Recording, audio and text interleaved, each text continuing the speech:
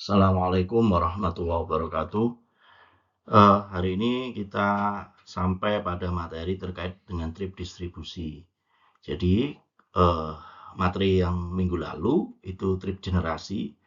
Trip generasi itu menghasilkan jumlah trip atau perjalanan, baik itu yang keluar ataupun yang dia masuk. Ya, kemarin kita mengenal ada namanya trip production yang keluar, ada trip attraction. Sedangkan untuk trip production itu trip yang biasanya dipengaruhi oleh zona perumahan. Ya, attraction tarikan itu dipengaruhi oleh adanya suatu kegiatan perekonomian atau usaha atau industri apapun ya, yang dia menarik pergerakan. Contoh, misalnya mall atau industri atau kantor atau sekolah misalnya gitu ya, atau rumah sakit itu tarikan semua, pusat tarikan. Nah, yang pusat bangkitan itu contohnya perumahan, apartemen, ini pusat pusat bangkitan.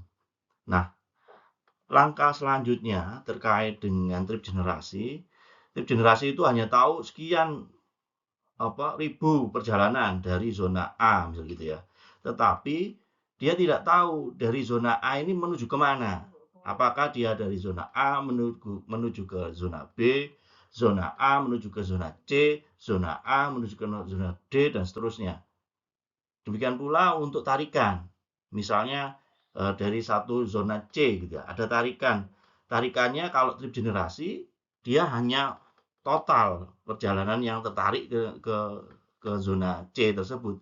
Tetapi tidak tahu yang sekian banyak itu, katakan 1000 perjalanan tertarik, itu dari zona mana saja? Apakah dari zona A, berapa perjalanan dari zona B, berapa perjalanan dari zona D, berapa perjalanan dan seterusnya. Ini trip generasi tidak memodelkan itu. Trip generasi hanya mengeluarkan hasil berapa jumlah tripnya saja ya. Itu yang dia keluar maupun yang tertarik. Sedangkan yang saat ini kita belajar mengenai trip distribusi. Trip distribusi itu nanti dari langkah selanjutnya setelah trip generasi eh, berapa jumlah yang dia keluar dari zona A ke zona B, berapa zona A ke zona C dan seterusnya. Ini nanti akan tahu dari pemodelan untuk trip distribusi. Nanti ada banyak model, banyak metode yang bisa kita pakai untuk trip distribusi. Oke. Nah, ini ya tadi saya sudah terangkan. Jadi trip generasi ini hanya mengeluarkan jumlah perjalanan dari zona 1, berapa PI-nya, berapa AC-nya gitu ya, totalnya. Tetapi untuk trip distribusi, tapi dari generasi ini tidak tahu dari mana ke mananya. Nah, trip distribusi itu nanti hasil akhirnya adalah berupa namanya matrik asal tujuan atau kita sebut sebagai OD matrix atau MAT kalau di bahasa Indonesia, matrik asal tujuan. Nah, matrik asal tujuan ini nanti akan tahu dari zona 1 ke zona 2 ini asalnya, ini tujuannya gitu ya. Zona 1 ke zona 3 dan seterusnya. Atau kalau ini asalnya, kalau ini tertarik gitu ya. Ini tarikannya, berapa yang tertarik dari zona 2 ke zona 1, berapa yang tertarik dari zona 3 ke zona 1. Jadi, nanti kalau dijumlahkan ke sini, ke bawah, ini adalah total attraction-nya. Ya, tetapi kalau ini dijumlahkan ke sana, ini total production. Gitu, nggih. Jadi, kalau di total, mestinya jumlah PI ini harus sama dengan jumlah yang ada di situ. Demikian pula yang untuk yang di sini jumlah AC ini harus sama dengan ada yang di regenerasi. Gitu. Nah, eh, ini total yang ini itu adalah total arah ke row-nya, sedangkan yang untuk AC itu adalah total ke arah kolomnya. Nah, kemudian kalau 4 step model itu dilanjutkan ada namanya mode choice. Dari yang sekian orang dari sini tadi atau ini internal zone-nya ya, atau misalnya dari zona 1 ke zona 2, misalnya ada katakanlah 500 orang atau 500 perjalanan, berapa yang menggunakan sepeda motor, berapa yang menggunakan angkutan umum, misalnya begitu. Ini ada namanya mode choice. Ya. Kemudian ada trip assignment. berapa yang melewati rute 1, rute 2, rute 3, dan seterusnya. Gitu ya. Ini nanti, ini setelah trip distribusi. Kita fokus sekarang adalah untuk trip distribusi. Nah, kemudian untuk trip distribusi ini kita perlu melakukan survei. Namanya surveinya adalah survei wawancara atau interview. Ada namanya home interview survey atau HIS. Kemudian ada roadside interview survey RSI ya. Kemudian ada license plate survey atau LP survey. Nah, home interview survey itu bagaimana? Home interview survey Anda turun ke lapangan, kemudian nanti di setiap zona itu nanti diacak begitu ya, nomor rumahnya. Kemudian nanti ketika sudah tertentu nomor rumahnya, maka surveyornya turun ke lapangan, survei di situ ke masing-masing rumah, ditanya dari mana ke mana perjalanannya hari ini, misal gitu ya, ada berapa jumlah anggotanya, misal si ayah, si A, si B, si C, itu dia dari mana ke mana, jam berapa, itu begitu ya. Itu home interview survey. Kemudian ada roadside interview. Kalau roadside interview itu survei di pinggir jalan. Jadi yang disurvei siapa? Kalau home interview itu adalah penghuni rumah, kalau roadside interview adalah pengguna jalan. Jadi biasanya kalau roadside interview itu nanti ada beberapa orang surveyor berdiri di pinggir jalan ditemani oleh Bapak Dishub ataupun polisi, kemudian menghentikan kendaraan, kemudian Anda survei di situ, menanyakan dari mana Pak, kemudian drivernya ya, ini tujuannya kemana, dari mana ke mana, kan gitu, mengangkut apa, misal gitu ya, kalau misalnya ada truk ya. Nah, itu roadside interview. Sedangkan kalau license plate tidak perlu interview. License plate tidak perlu interview, tapi mencatat plat nomor kendaraan. Ini yang dilakukan biasanya di perempatan-perempatan gitu ya. Anda duduk manis di situ, kemudian mencatat plat nomor kendaraan setiap kendaraan yang lewat di situ. Nah, tentunya untuk license plate ada tekniknya tersendiri gitu ya, supaya kita bisa mengkolek data terkait dengan plat nomor itu secara total keseluruhan. Kalau bisa 100% bagus, tapi jarang ya, jarang. 50% aja sudah bagus gitu ya, 50% aja sudah bagus dari total kendaraan yang lewat. Karena kalau misalnya gitu ya, sepeda motor, kalau mobil sih nggak masalah ya, mobil itu kadang-kadang kan masih jalannya pelan. Sepeda motor coba ya, susah untuk bisa melakukan survei plat nomor. Nah, di mana dilakukan surveinya? Bisa di tempat orang berhenti kendaraannya, jadi di persimpangan yang ada traffic light-nya, atau di mana kira-kira di SPBU ya, atau di tempat-tempat pemberhentian umum ya. Nah, itu bisa dilakukan survei plat nomor. Kok di SPBU enggak ya? Kalau di SPBU itu yang untuk roadside interview ya. Kalau license plate biasanya di persimpangan ya. Oke. Data yang dibutuhkan untuk memodelkan trip distribusi itu adalah data pola pergerakan asal tujuan, kemudian berapa pergerakan interzonanya gitu ya, antar zona. Meliputi apa? Meliputi jarak, waktu, atau biaya. Jadi jarak, kemudian ada waktu atau biaya. Jadi waktu dan biaya ini bisa dipilih salah satu ya, jarak dan waktu atau jarak dengan biaya. Nanti ada pemodelannya terkait itu. Kemudian distribusi frekuensi menunjukkan jumlah pergerakan setiap kategori transport information. Jadi berapa kali pergerakan dia melintasi atau menuju ke zona tersebut dan seterusnya. Ya, ini data yang dibutuhkan. Ini bentuk umum matrik asal tujuan ya, MAT atau OD matrik ya, origin destination matrik. Ini secara umum modelnya adalah seperti ini. Ini adalah zona untuk zona asal, kemudian ini zona tujuannya. Oke. Jadi ada total OI ke sini, ini adalah originnya. Yang ini total destination-nya ya, OI dan DJ gitu. Oke. Nah, kalau di total nanti ketemu ini ke sini ketemu sama dengan ini. Kalau ini di total juga sama. harus sama ya, nanti harus sama. Jumlahnya yang di sini harus sama antara total yang di sini dan total yang di situ harus sama. Oke. Nah, tinggal kita kepingin tahu berapa yang ada di kuning ini. Nah, yang kuning ini nanti kita hitung. Ini contoh matrik ya, asal tujuan dengan memasukkan variabel apa ini? Ya ini ya, jumlah ya. Misalnya dari 1 ke 1 di internal zone-nya ada 200 ya, ini 200. Kemudian dari 1 ke 2 ada 2, dari 1 ke mana? Ke 2 ya, itu ada 700. Kemudian dari 1 ke 3 ada 400, sorry, ada 300 ya, 300. Ini yang dari 1 ke 2 ada 300. Misalnya begitu ya, dan seterusnya. 450 itu yang dari zona 3 ke zona 1. Nah, ini kemudian dibuat matriks seperti ini, kemudian di total ini harus sama. Jumlahnya ini ke situ dengan jumlahnya yang di sini ke sini harus sama. Oke.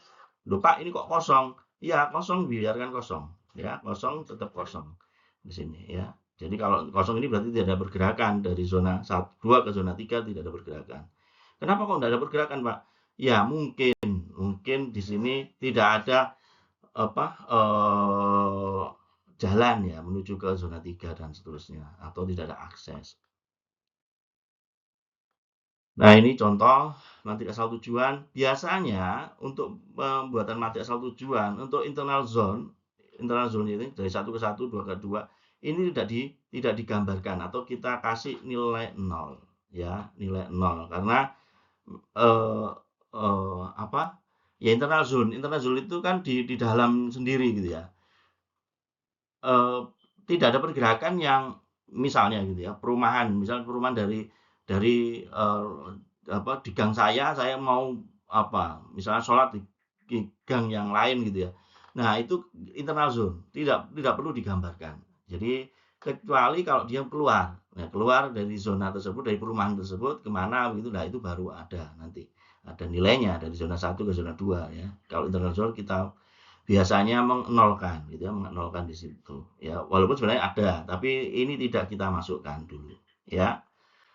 Oke, nah kemudian ini adalah contoh desert line dari hasil tadi, dari hasil apa OD matrik tadi kita bisa menggambarkan ya, menggambarkan dengan desert line. Artinya kalau di sini semakin tebal maka semakin besar perjalanannya. Kalau seperti ini di kota Surabaya, maka kita bisa mengambil kesimpulan bahwa di lokasi yang di tengah kota ini, yang di sepanjang jalan porosnya ini, banyak sekali kegiatan atau banyak sekali trip di situ. Ya, terutama yang di daerah sini, ya, di Ahmad Yani, Jemur Dayani dan seterusnya ya, Monokromo ya.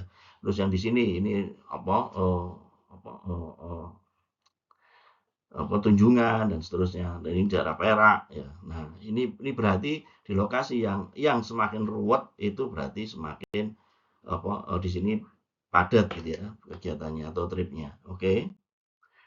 Nah, contoh di lain yang lain tadi ya itu bisa dilakukan di simpang. Nah, ini contoh simpang ya. Kalau seperti ini maka perjalanan yang paling banyak itu adalah misalnya sana arah utara ya, dari arah utara ke selatan kan gitu ya. Yang ini yang biru ini ya. Sedangkan yang lainnya relatif sedikit sehingga yang mungkin jalan utamanya itu adalah jalan yang di sini ya. Nah, model distribusi untuk memberikan nanti asal tujuan distribusi, kemudian modelnya adalah metodenya ada namanya growth factor model dan gravity model. Nah, ini adalah contoh metode-metode dalam menggambarkan nanti asal tujuan. Ada metode langsung yaitu root side interview. Hasil dari root side interview itu nanti menggambarkan matrik secara langsung gitu ya, karena sudah dari atau dengan menggunakan model ya, metode analog dan seterusnya. Ini adalah metode atau cara menggambarkan matrik asal tujuan, mendapatkan matrik asal tujuan. Nah, metode growth factor model itu ada apa saja? Banyak ya. Ada uniform model, average model, Fratar, Detroit, dan Furness.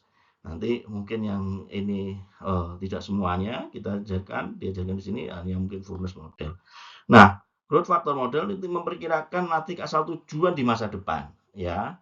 Kalau yang tadi, yang kemarin itu kan trip generasi berapa trip dari zona 1 misal gitu ya, 10 tahun lagi gitu ya, atau 2020 atau 20 tahun lagi.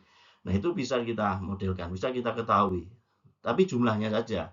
Nah, kalau growth factor kalau trip distribusi nanti tahu berapa yang dari zona A ke zona B pada tahun yang akan datang. Nah, ini pakai growth factor model. Kemudian faktor pertumbuhan trip production dan faktor pertumbuhan trip attraction dapat atau bisa berbeda ya, tergantung dari apa itu apa yang kita pakai gitu ya. Kalau misalnya trip production biasanya faktor yang mempengaruhi apa kira-kira? Kalau trip production, bangkitan, jumlah bangkitan. Kira-kira apa? Kalau kemarin berbasis rumah, berarti apa? Variabel yang paling dominan di situ apa? Adalah jumlah jumlah jumlah orang ya di dalam ya, jumlah orang yang jadi jumlah penduduk itu trip production ya. Kalau trip attraction itu misalnya apa, semakin besar mallnya semakin banyak atraksinya, semakin besar rumah sakitnya atau semakin besar industrinya semakin banyak tripnya. Berarti apa, tingkat apa perekonomian gitu ya, tingkat perekonomian. Jadi tingkat perekonomian dalam hal ini diwakili oleh PDRB. Jadi kalau kita ngomongnya zona secara umum, bisa trip production itu adalah kemarin itu penduduk, attraction adalah PDRB ya, tingkat perekonomian. Nah, ini model sebaran perjalanan, faktor model tadi ya sudah. Sedangkan yang untuk model sintetik ada model gravity model dan opportunity.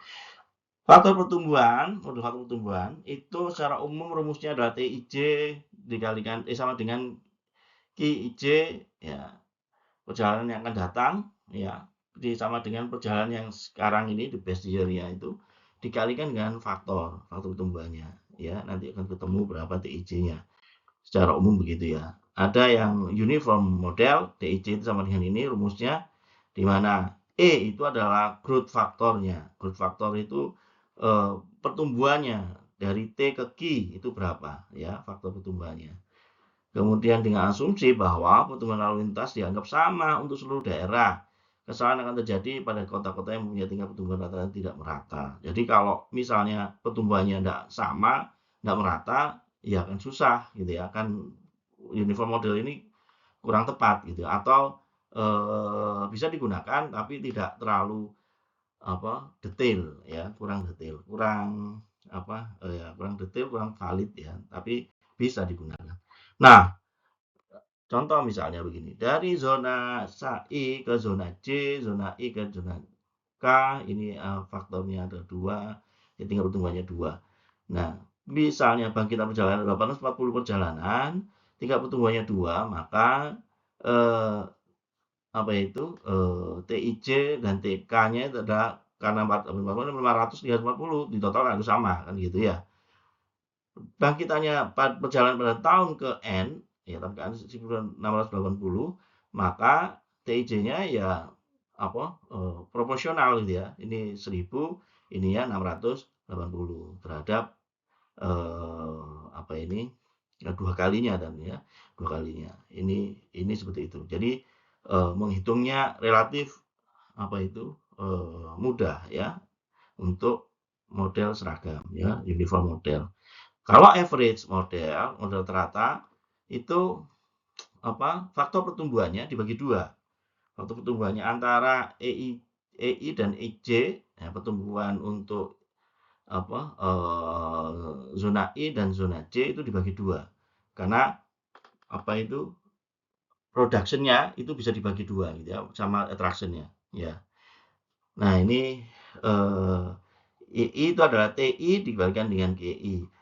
Kemudian EJ itu TJ dibagikan dengan GJ. Nah, model ini dia digunakan total future trip-nya akan dihasilkan tidak sama seperti yang dihasilkan di tahap bangkitan perjalanan, yaitu TI sama dengan TI yang generasinya itu ya, yang sekian. Nah, itu mungkin tidak akan sama begitu.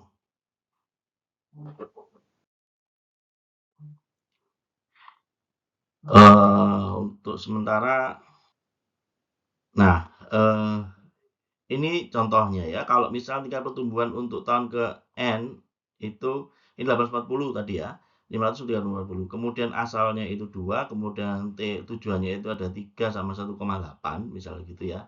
3 sama 1,8. Kalau tadi kan 2 dianggap sama 2 ya. Maka perjalanannya itu sama dengan kalau untuk yang ini 2 ditambah 3 ya dibagi 2. Kalau yang EK itu 2 tambah 1,8 dibagi 2. Maka ini apa nilainya gitu ya 1.250 sama 646 perjalanan. Ini yang tadi yang apa average model ya untuk average model. Jadi apa itu faktor pertumbuhan yang untuk tujuannya itu nanti bisa dibagi dijumlahkan dibagi 2 dengan asal dan tujuannya gitu ya masing-masing tujuan. Jadi kalau misalnya kalau yang tadi model uniform dianggap sama, kalau yang ini masing-masing zona itu mempunyai nilai pertumbuhan sendiri. Nah, Fratar model mencoba mengantisipasi penghasilan sebelumnya. Jadi average sama apa uniform. Distribusi perjalanan pada suatu perjalanan akan bergantung dengan distribusi perjalanan pada waktu sekarang. Distribusi perjalanan dimodifikasi dengan faktor pertumbuhan dari zona kemana perjalanan tersebut berakhir. Modifikasi tersebut memperhitungkan lokasi zona yang berkaitan dengan zona lain. Faktor pertumbuhan akhir final digunakan dapat dengan cara iterasi. Jadi harus ada iterasi. Nah, kalau Fratar model rumusnya ini ya, TI sama dengan TID sama dengan TID-nya ini dikalikan dengan EI, ED ya faktor pertumbuhannya dikalikan dengan jarak ya dibagi 2 LI dan ED. Di mana LI itu rumusnya ini. Ya, nanti kita akan lihat contohnya. Oh, enggak ada contohnya.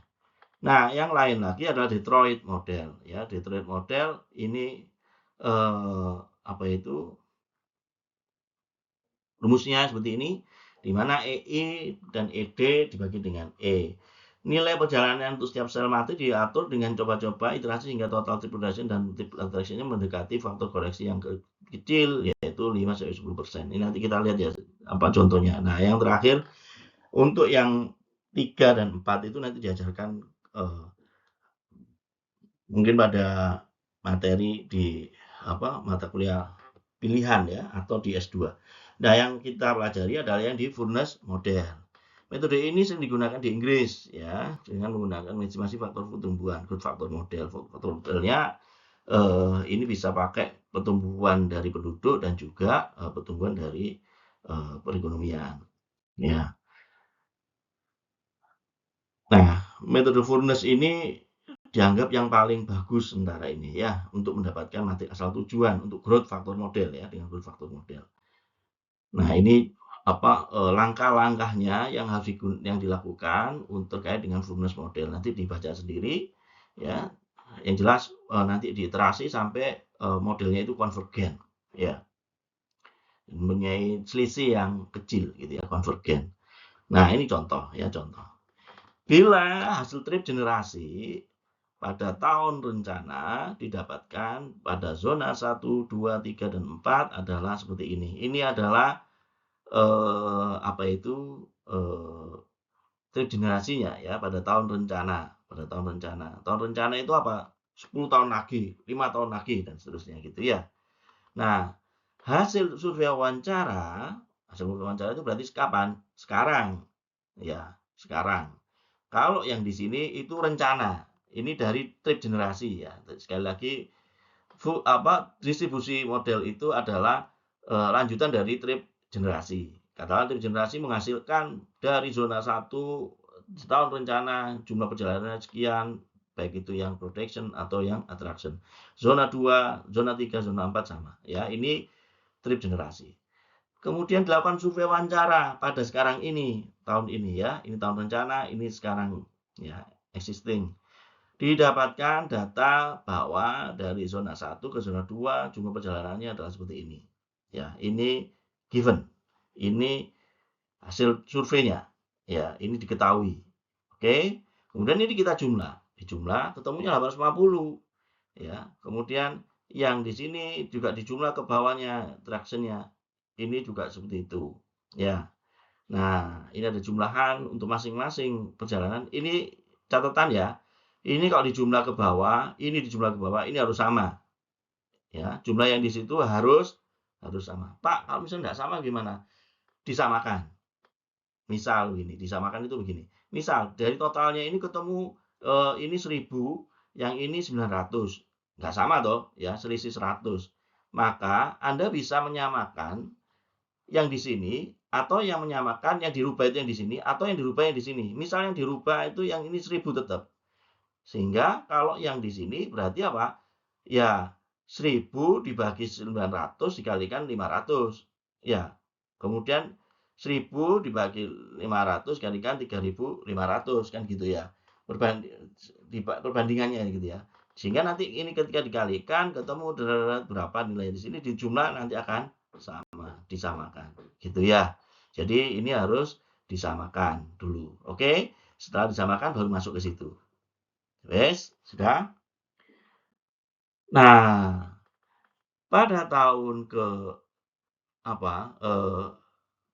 Ini kita tambahi kolom satu lagi ya. Pada satu kolom lagi dilihat perbandingannya. Jadi 3.000 di 240 ini pertumbuhannya berapa sih? Ketemu 3,5 dan seterusnya ini. Iya. Sehingga nanti dibuat apa? Matrik baru. Matrik baru itu muncullah yang di sini. Itu dari mana ini? Ini adalah dari 150 dikalikan dengan pertumbuhannya. Ketemu di sini. Ya, ketemu semuanya. Nah, kemudian di total, ceret, sama di situ. Tapi yang ke bawah tidak sama, ya toh? Yang ke bawah tidak sama. Yang ke bawah ini menjadi ini apa itu? Ini 500, ini yang itu ya. Kemudian 0,21 ya. Kemudian ini 1, dan seterusnya ini sama seperti yang cara yang ini tadi. Yang ini adalah 500 sorry. Ini 500 dibagi 248 ini ketemu di sini ya. Nah, kemudian baru ini belum satu kan ya, ini belum satu. Perbandingannya ini belum satu. Kalau ini tadi kalau dibandingkan sini dia sudah satu. Tapi yang ini ya belum satu, harus dikonvergenkan. Harus pokoknya itu podo satu atau mendekati satu. Oke. Diiterasi lagi. Ya, dibuatlah matrik lagi gitu ya, matrik lagi ya, matrik iterasi tadi iterasi yang pertama. Iterasi pertama tadi 350 kali 150 ya. Kemudian yang ini juga 3,5 tadi ya, 3,5 kalikan 400 kan tadi yang di bawah tadi ya, yang sehingga nanti kalau misalnya dijumlah apa eh, sorry tadi iterasi yang keberapa tadi, iterasi yang pertama, iterasi yang kedua tadi yang dikalikan dengan yang di sini ya, misalnya yang di sini ya 1000 ini ya, jumlah yang ini itu adalah 1, ini dikalikan dengan itu ya, nanti ketemu nilai yang ini. Yang di sini apa? Ya ini dikalikan dengan yang di situ. 1,6 dikalikan 1.400 ini. Ya, ketemu yang di situ. Sehingga nanti jumlah ceret ketemu di situ. Ini belum satu. Ya, ini belum satu. Yang ini sudah satu. Nah, kemudian dicari lagi apa ini perbandingannya kan gitu ya. Ini dibanding itu ketemu apa nilai yang di sini ya, nilai yang di situ dan seterusnya. Nah, ini kan sel yang ada di sini itu kan rumusan, maksudnya kita bisa di-copy langsung dari yang ada di sel sebelumnya. Nah, sampai di iterasi ini, iterasi utama, iterasi yang kedua, sampai dengan iterasi yang ke-9, maka didapatkan nilai ini mendekati 1, yang ini juga sudah ini sudah satu, ini mendekati 1. Sehingga yang dipakai adalah nilai yang ini nanti yang digunakan untuk perjalanannya matriknya. Nah, ini kan ada koma-komanya. Nah, kalau koma-koma ini nanti di round up atau apa digenapkan gitu ya, 603 nah atau 4. Pokok yang jelas ini harus totalnya 3.000 ya. Terus yang itu totalnya 2.000 gitu ya. Jadi nanti digenapkan sendiri, ada yang dikurangi atau ditambahkan satu gitu ya. Nah, ini kalau kita lihat furnace-nya secara keseluruhan, ya, secara keseluruhan. Jadi nanti dibuat begini, kemudian ini ada faktor pertumbuhannya ini kemudian dibuat di matrik yang sebelahnya. Nah, nanti yang di sini, sel yang di sini itu bisa kita copy ke bawah, gitu ya, copy ke bawah sampai nanti mendapatkan nilai ini yang konvergen, gitu ya. Ini kalau ini sudah cukup konvergen, berarti ini yang dipakai, gitu ya, yang di sini. Oke, itu metode Furnas. Relatif mudah sebenarnya metode Furnas ya. Nah, sekarang resume untuk metode analog, mudah dimengerti dan digunakan, proses pengulangan sederhana, ya. Tidak perlu data aksesibilitas, menggunakan knowledge cukup tinggi. Data TID harus lengkap, ya, datanya harus lengkap. Zonanya selalu tetap, tidak boleh berubah-ubah. Tidak dapat diramalkan untuk yang nol tadi, kalau ada angka nol tidak bisa diramalkan. Maka supaya tidak nol apa? Dikasih nilai. Kalau supaya ada nilainya, ya sekian tahun ke depan atau nanti iterasinya itu diberi nilai. Nilainya adalah dengan 0,1 misal gitu ya. Pokok atau 0,0001 kalau ada nilainya gitu ya. Nanti akan dia berubah. Ya, nanti ada perjalanannya. Kemudian pergerakan internal intrazonalnya diabaikan, bergantung akurasi pergerakan saat ini mengabaikan perubahan jaringan jalan tidak cocok untuk perubahan yang besar. Nah, model yang lain adalah model gravity model atau model sintetik ya. Tidak seperti tadi kita menggunakan faktor pertumbuhan, yang ini kita menggunakan gravity model pertumbuhan sesuai dengan rumus Newton ya, Newton. Dengan menarik dua zona dipengaruhi oleh tarik menarik antara dua zona itu dipengaruhi oleh bangkitan tarikan dua zona ya, yang dipisahkan oleh jarak, waktu, atau biaya. Jadi kalau tadi waktu pertumbuhan kita lebih ke arah pertumbuhan penduduk dan juga tingkat perekonomian, kalau ini memperhatikan jarak, waktu, dan biaya. Itu perumusan untuk gravity model yang lebih detail, lebih bagus ya. Nah, ada namanya deterrent factor atau deterrent function ya, fungsi hambatan. Semakin besar proporsinya, maka misalnya spasialnya juga semakin kecil gitu ya. Semakin jauh, semakin ini ya, maka juga perjalanannya juga semakin kecil kalau seperti ini ya.